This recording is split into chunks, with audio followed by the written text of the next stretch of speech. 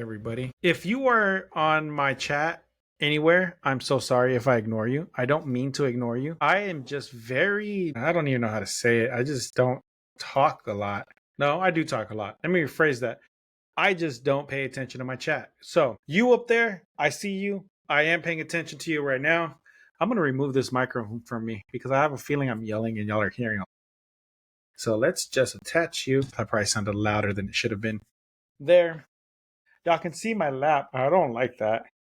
Anyways, I know some places have issues with me doing what I do, but whatever. And it's not illegal because I'm not doing the illegal one. The illegal one is not in this room. Anyways, back to what I'm doing here. Hello? Where's my audio? Why is there no audio here? What is going on? Well, I don't have anyone with me. Duh. I'm dumb. Oh, anyways, make sure you follow, hit likes. Give me more people on here. Hey, ni modo. Y'all are great. Look, I'm wearing the merch. Ottoman. They hate that joke. The guy who does this hates that joke so much. Should I have him on? Nah. Anyways, back to what I was doing. Let's cut all this out. Yeah, we'll cut all the bickering out. Hit the marker. Where is my script? There it is. Okay, so we're just going to scroll through the script. I'm going to read it all out. Bear with me because I can't read sometimes. My train of thought, my brain goes a lot faster than what I can process, and it really messes me up a lot. So, let's get going. Colombia, you picture it, right? Emerald coffee terraces spilling down mountainsides, rivers that shimmer with every color of the rainbow, and salsa beats that just don't quiet. It's a place that don't quit. Oh my God, quiet and quit always confuse me. That shimmer with every color of the rainbow and salsa beats that just don't quit. It's a place that looks like it stepped right off of a postcard, all vibrant life and sun-drenched beauty.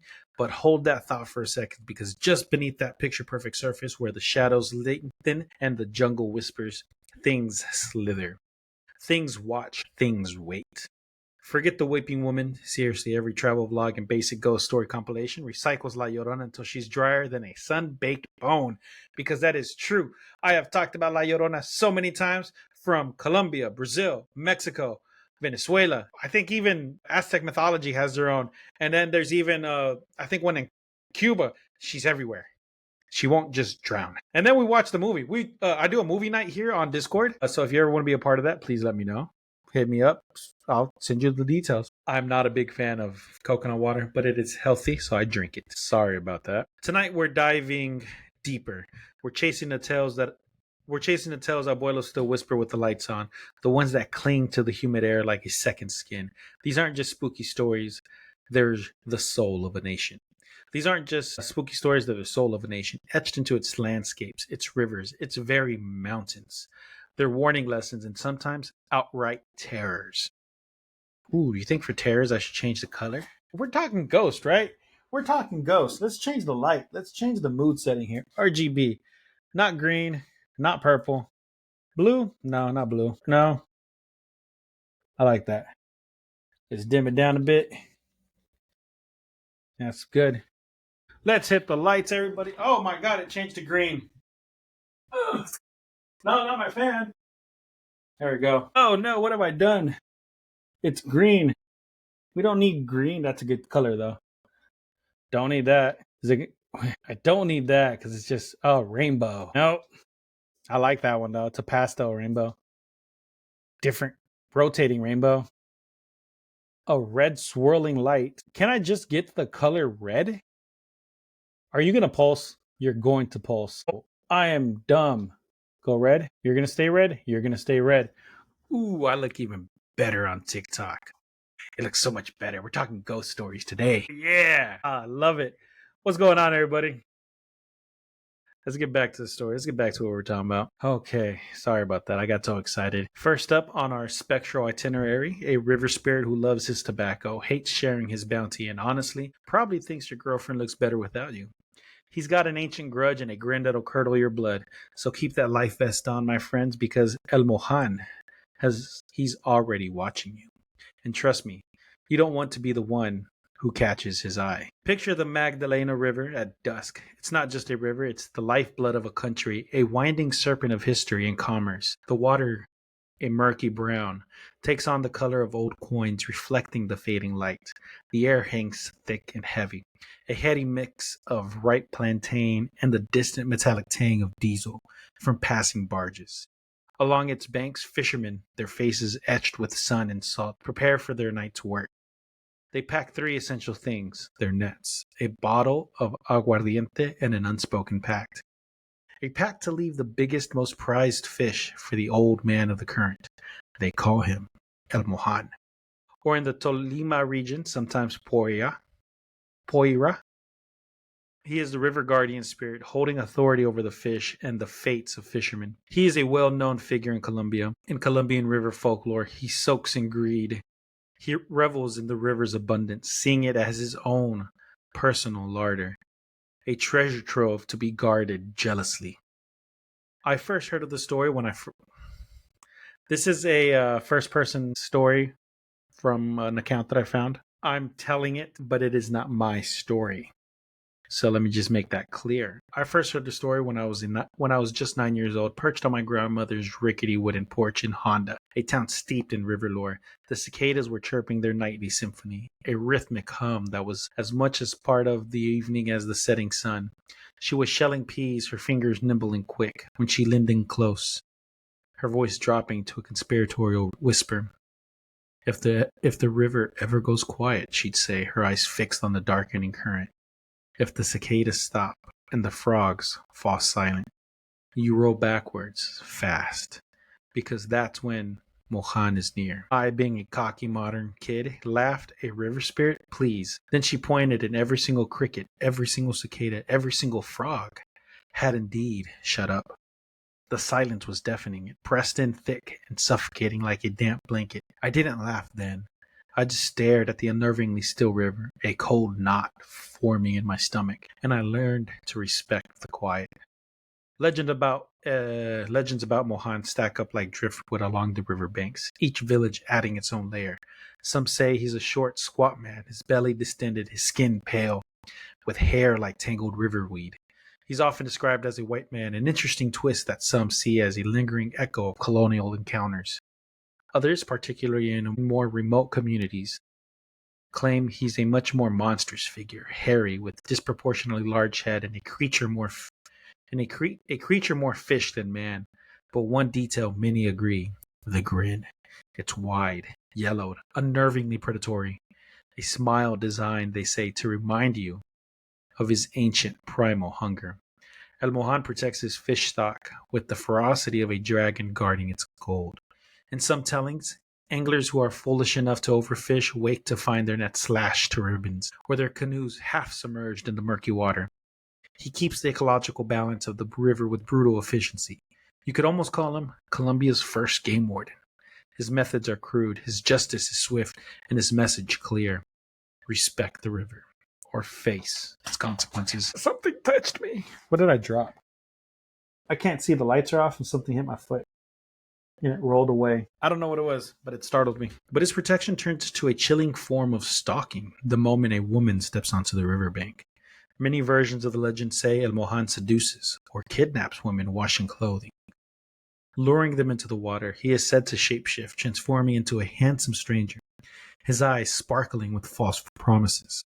He'll offer river pearls, glittering treasures plucked from the depths, luring them closer. It's said that in some villages, women time their washing days so no one is ever alone. But the water, a communal defense against rivers' insidious charm. Some interpretations link El Mohan to indigenous shamans who resisted the Spanish conquest, figures who were demonized by invading priests. Over centuries, the figure may have softened, transforming into a trickster, but never harmless. It's even whispered that certain shamans can tap into his power, walking the river bottoms to heal or to hex. The river, after all, keeps its secrets. Offerings to El Mohan are simple yet significant: a shot of aguardiente or a hand-rolled cigarette, its smoke curling upwards, or common tributes left by fishermen. Skip the small ritual and you might find yourself pulling up an empty net for weeks. Worse, you might pull up a net heavy only with river stones. A clear, chilling message from the river's master. My cousin, a brash young man named Mateo, once bragged that he had outfished the spirit. He scoffed at the old ways. He returned at sunrise barefoot, stumbling, his eyes wide with some unseen horror. He just kept repeating, "He's inside the foam, inside the foam." The boat remarkably was spotless, and the fish stacked perfectly. Mateo never touched a fishing rod again. River people keep a setup of unwritten rules. Leave the biggest catch. Never count your fish out loud. And if you ever hear laughter echoing across the water, a guttural ancient sound that seems to come from everywhere and nowhere at once. Paddle first, look second. Mohan doesn't chase. He simply keeps what he wants. And he's the most chilling warning of all. If the river, the air, the very night ever smells faintly of tobacco smoke, he's already behind you. All right, quick check in. You still with me? Still breathing easy? Have you ever felt that prickle on the back of your neck, that distinct sensation of being watched near a river, a lake, or even just a backyard pond? Drop your creepiest water stories in the comment below. Seriously, I want to hear them. The best, most spine-tingling one gets pinned and might just inspire a future episode. And that like button, hit it. Hit it like you'd hit the throttle if Mohan himself surfaced beside your canoe. His yellow grin reflected in the moonlight. Let's keep the algorithm kinder than he is, shall we? Your engagement helps me keep these stories alive, so don't be shy. That is a shameless plug. I have to do it, don't I? Mark that section. Because, oh no, I said mark it. I didn't mark it. There you go. So, and that is true. If you give me a good story, I will turn it into an episode. Even if it's just like, hey, this happened to me one time, I will expand on that. I will look for it. And I know on my podcast and on my streams, I have promised I'm going to do a part two. I'm always talking about a part two. I'm busy. I have a job. I have a family. Well, I have a family. I have a job. I have things to do, right? I take care of my house. I take care of my 3 dogs. So I try my hardest and I forget that I have part twos. So I'm actually going to be writing scripts all this week until Sunday, Monday. And I'm going to be writing part twos.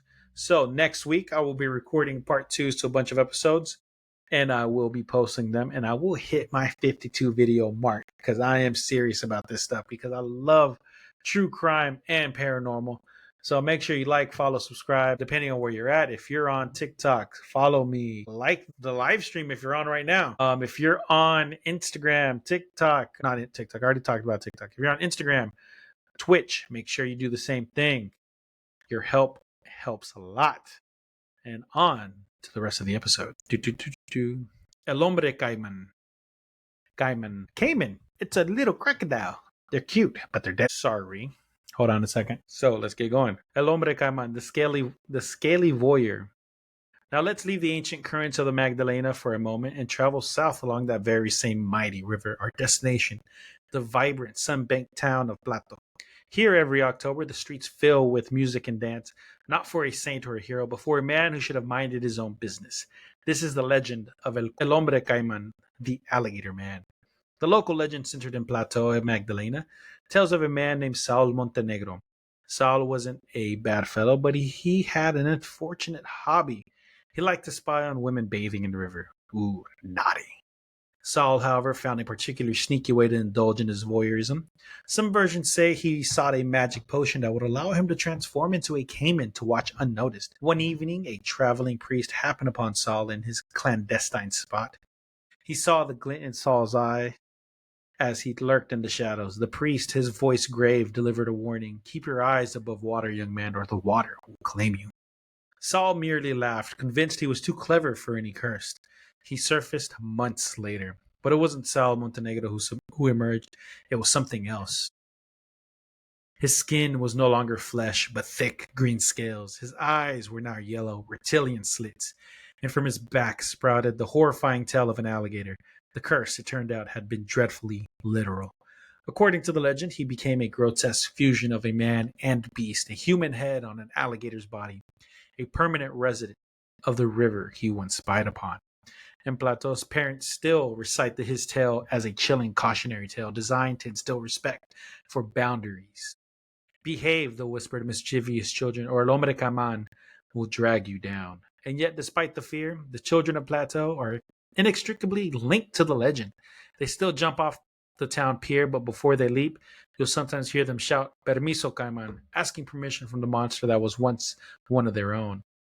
Environmentalists might see this as a perfect visceral metaphor. A man who was so profoundly disrespected boundaries becomes a predator, a violation of the natural order itself.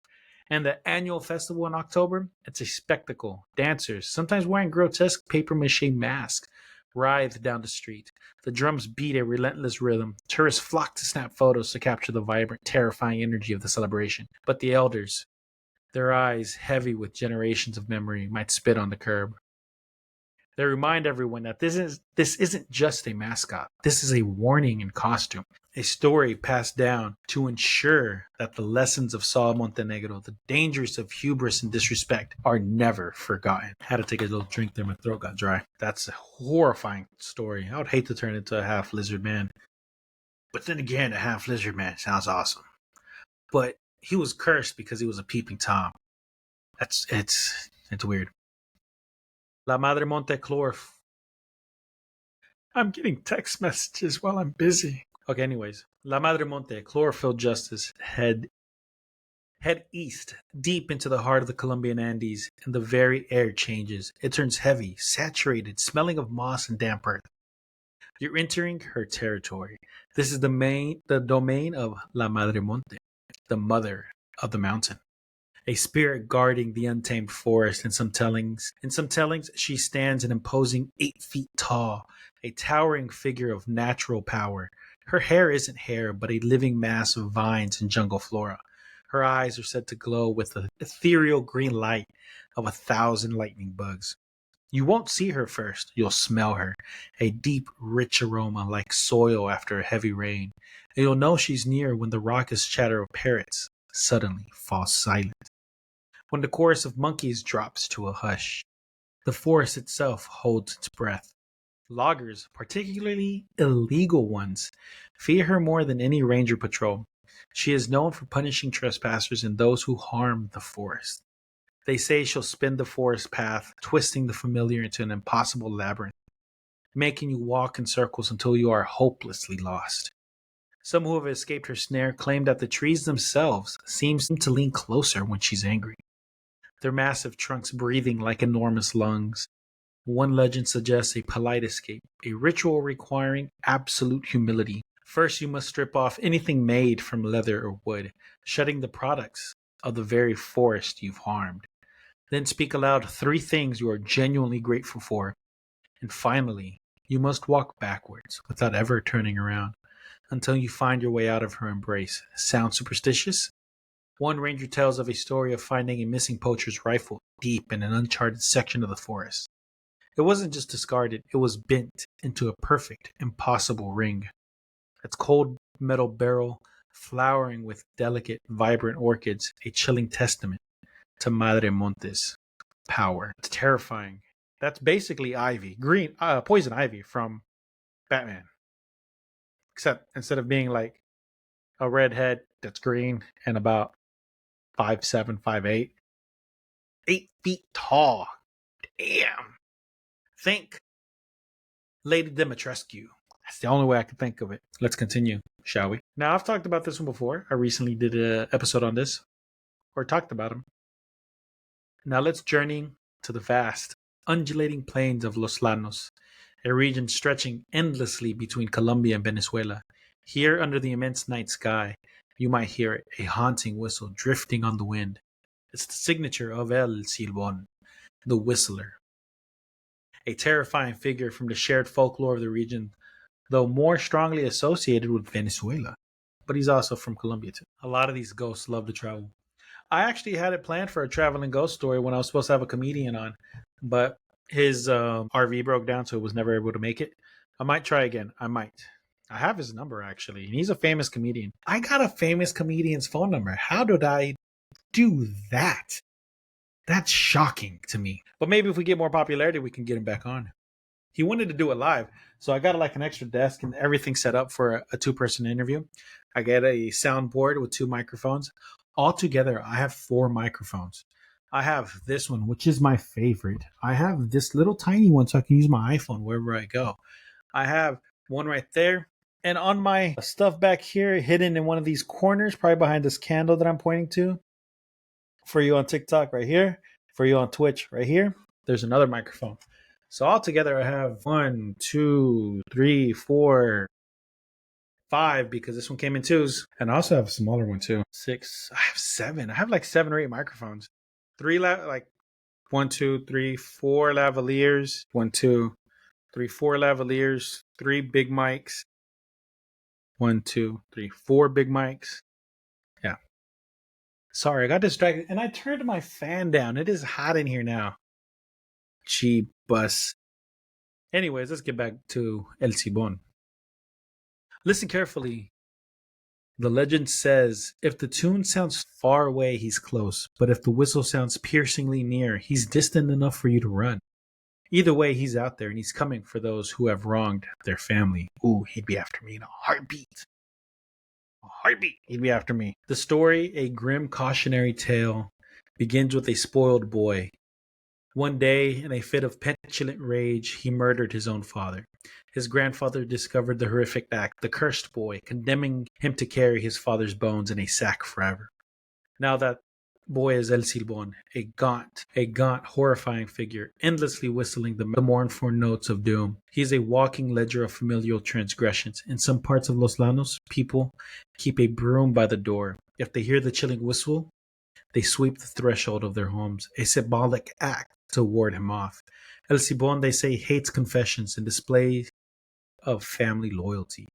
Animals are said to sense him first. Dogs will bark once, then cower, whimpering. Horses will sweat and roll their eyes in terror. For those guilty of disrespecting a parent or breaking the sacred bonds of family, legend says El Cibon will attack. Leaving their body broken and scattered on the plains, he is the embodiment of filial impiety's ultimate, terrifying consequences. Now let's shift our focus to Colombia's rain-drenched Pacific coast, a realm of dense mangroves and Afro-Colombian folklore. Here, grandmothers impart a vital, chilling lesson to their children. Always inspect your playmates for mud between their toes, because that, my friends, is La Tunda's mark.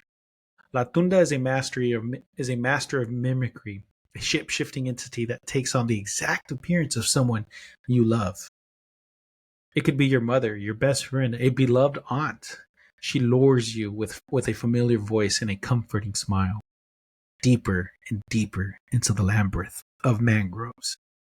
Victims, if they return at all, are found days later, disoriented and vacant in their hair, full of twigs, their eyes distant. Some are heard repeating a chilling mantra.